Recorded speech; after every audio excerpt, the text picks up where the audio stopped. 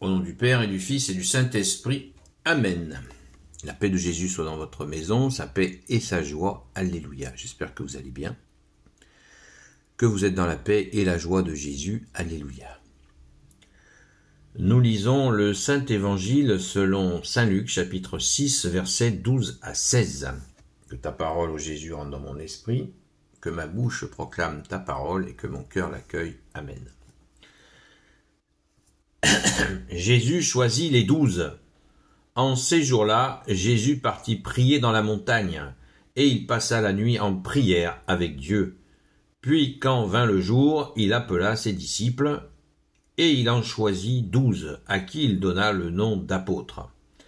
Simon, auquel il donna le nom de Pierre, André, son frère, Jacques, Jean, Philippe, Barthélemy, Matthieu, Thomas, Jacques, fils d'Alphée, Simon, appelé le Zélote, Judas, fils de Jacques, et Judas Iscariote, celui qui devait le trahir.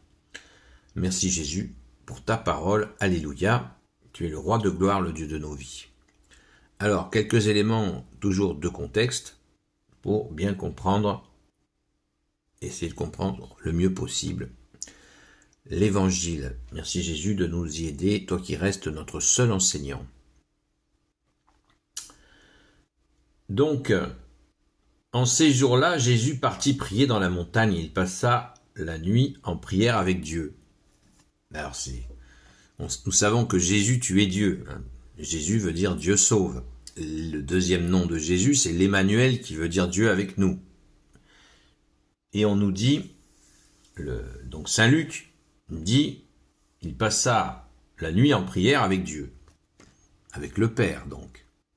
Et Jésus qui est Dieu, il passe la nuit avec son Père en prière. Et Jésus nous dit, veillez et priez.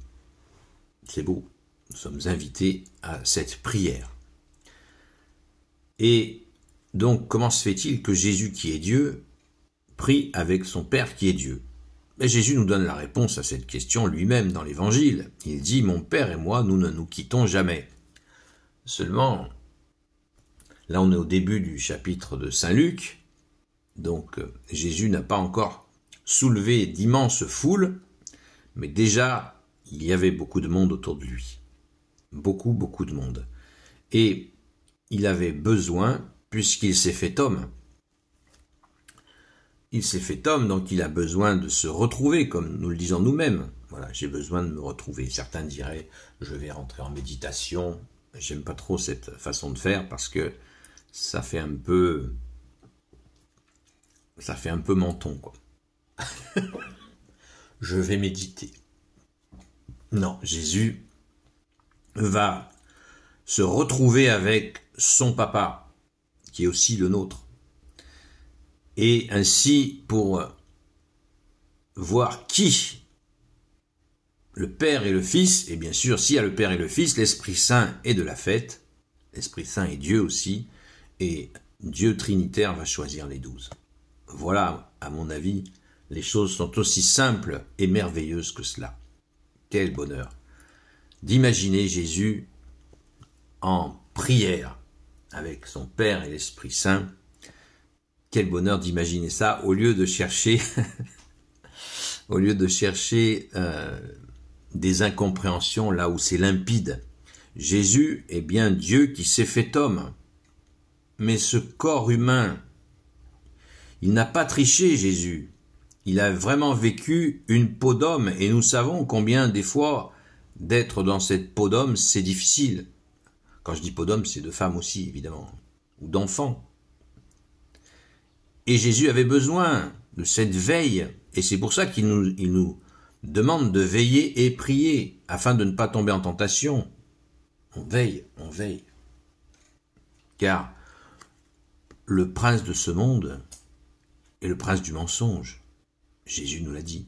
Il a même rajouté, il est menteur avant d'être homicide. Donc, soyons extrêmement vigilants et dans la prière.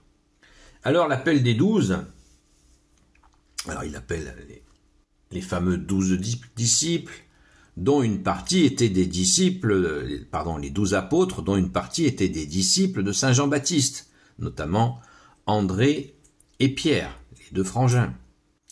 Vous voyez qu'il y a beaucoup de frangins dans l'affaire. Hein. Simon qui devient Pierre, et André étaient des frères. Saint Jean et Saint Jacques étaient des frères. Et Barthélemy était... il y a un papa et son fils. Si quelqu'un peut retrouver qui c'est, je crois que c'est Barthélemy. Et je sais plus qui sont les deux fils. Si c'est Barthélemy et Philippe, ou je sais pas. Mais ça doit être facilement retrouvable, je le retrouverai, je le mettrai dans les commentaires. Vous vous rendez compte? 2 frangins et un père et un fils. C'est vraiment une histoire de famille, les apôtres. C'est extraordinaire. C'est extraordinaire. Donc, on prend quelques instants pour parler des apôtres. Apôtre veut dire celui qui est envoyé. Donc Jésus va les former, on sait, pendant 3 ans, et ils sont envoyés. Ils vont prendre une responsabilité gigantesque, les saints apôtres, c'est qu'ils vont poursuivre ce qu'a fait Jésus lui-même. Ils vont avoir, ce sont les seuls qui vont avoir la capacité, les dons de Jésus, de faire ce que Jésus lui-même a fait, jusqu'à ressusciter des morts.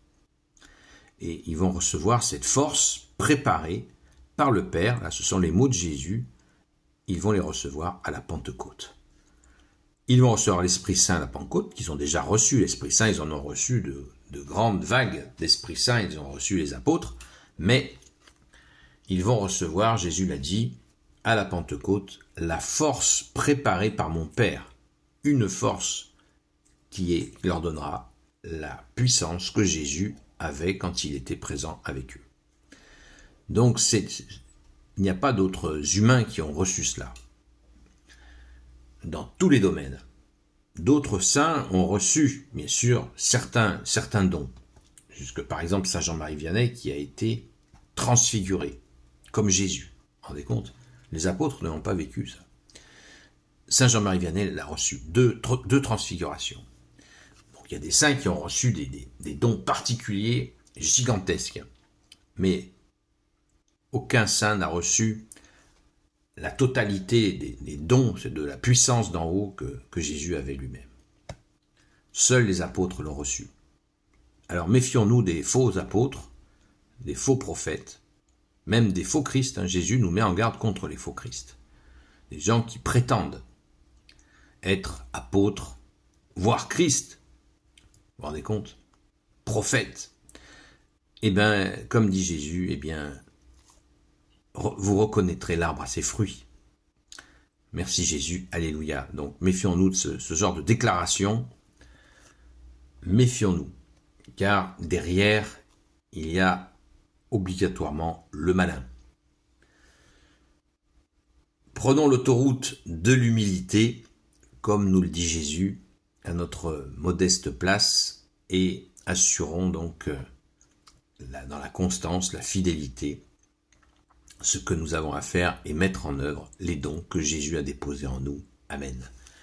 Gloire soit au Père et au Fils et au Saint-Esprit, maintenant et toujours et pour l'éternité. Amen. Et pour mettre en œuvre des dons, on n'a pas besoin de se poser ce genre de titres qui n'ont pas lieu d'être. Merci Jésus, alléluia, de nous garder dans l'humilité, la constance, la fidélité. Ô Jésus, toi qui peux tout et qui portes tout, toi le Sauveur, toi l'Emmanuel, je te confie toutes celles et ceux qui regarderont cette vidéo, ainsi que leurs proches, selon ta seule volonté, ô Jésus. Sainte Marie, Reine des cieux, toi l'Immaculée Conception, toi qui écrases le serpent, toi qui as la lune sous tes pas, toi notre Mère, Notre-Dame. Saint Joseph, toi le juste et le saint, toi le sage, toi la terreur des démons, toi le saint gardien de la Sainte Église catholique apostolique, Sainte Marie-Madeleine, notre chère Sainte Patronne, et vous tous les saints et saintes, amis de toi, Jésus. Saint Michel Archange, Saint Gabriel Archange, Saint Raphaël Archange, et vous, tous les anges qui te servent, ô Jésus, je vous confie toutes celles et ceux qui regarderont cette vidéo, ainsi que leurs proches, selon ta seule volonté, ô Jésus. La paix de Jésus soit dans votre maison, je vous donne rendez-vous ce soir, à partir de 20h, sur la chaîne Seul Jésus Sauve, jusqu'à 22h.